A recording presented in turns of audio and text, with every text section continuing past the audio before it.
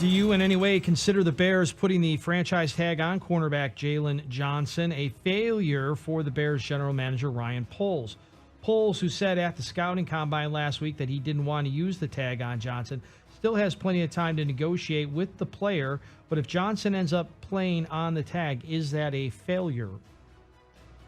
I find this an interesting question. Obviously you want to keep the guy, and obviously you got the tag, and it's a tool, and you're using it, and they have a vision of getting him signed to a few-year deal, right? I don't know how long they want to go with that, but they're not going to get better without him. I would wonder if the failure occurred with what you thought of him before last season. If indeed you had understood, you put him in a position where he had to make plays in order to get paid. And guess what? He made those plays. We had talked about he needs more picks, he needs to go get, and then he ended up as a second-team All-Pro.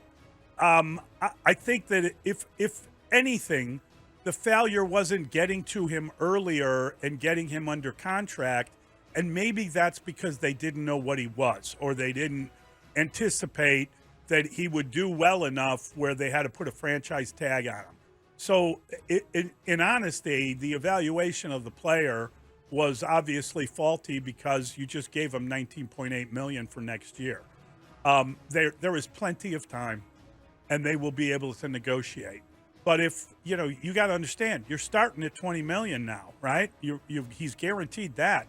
So how are you going to be able to get a palatable contract beyond this year for this guy? And I don't know that you're going to get a heck of a lot better moving forward if you're going to have to let him go, or you're going to give him a second tag. I mean, this gets tricky. So try to get him under contract. If they do so, then it's not a failure.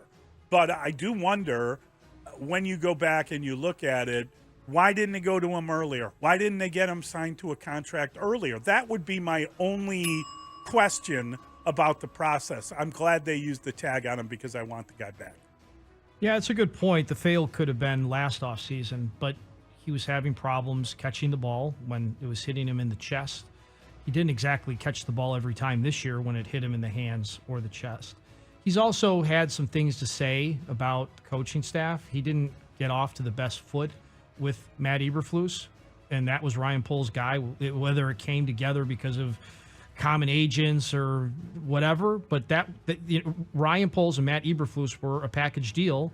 Jaylon Johnson was already here, and they didn't get off to a great footing. And Jaylon Johnson found himself in the wrong space on the depth chart because of it. And I still want to know why in the world he didn't play against the Packers. Did the Bears want him to play against the Packers?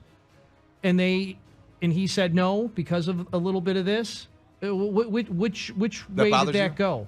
And so if he has as good of a year as he has again, he's getting another year older. Tag him again. Yeah. Tag him again. Because at this point, to your point, Mully, now you're talking about a $100 million cornerback. Yep. And I don't know that he's a $100 million cornerback because now the price tag is $20 million, arguably. I think he's a top 5 cornerback based on the metrics. This year he had the numbers to back it up, and you watch him play, and you see the tape, and he's an eraser. He takes away the other team's best weapon consistently enough to demand the kind of salary that he wants. I don't look at this as a failure at all. I don't think that it's anything but part of the process, and really maybe even part of the negotiation. Ryan Poles has been public and loud about wanting Jaylon Johnson to stay in Chicago. Jaylon Johnson has been consistent in saying essentially he wants to get paid, but he likes his situation with the Bears. Neither side seems very disgruntled. And maybe there was a time when Jaylon Johnson did, and certainly when Matt Eberflus arrived and all of his hits principally stuff, Jaylon Johnson was a second-teamer for a minicamp because he was away, and then they had some issues with that, and that was all kind of nonsense now in retrospect. He's a number 1 cornerback. He will be paid like one eventually. I think what this is just it's a formality. Now, if he does, for whatever reason, go into the season after talks fall apart and he's guaranteed $19.8 million to defend the number 1 wide receiver for 17 games. That's a good deal for everybody. Then next season, let's do it again. Let's see where they stand a year from now. But right now, I don't think anybody's failed anybody. Right now, this is just a part of the process. I feel like they're going to get a deal done.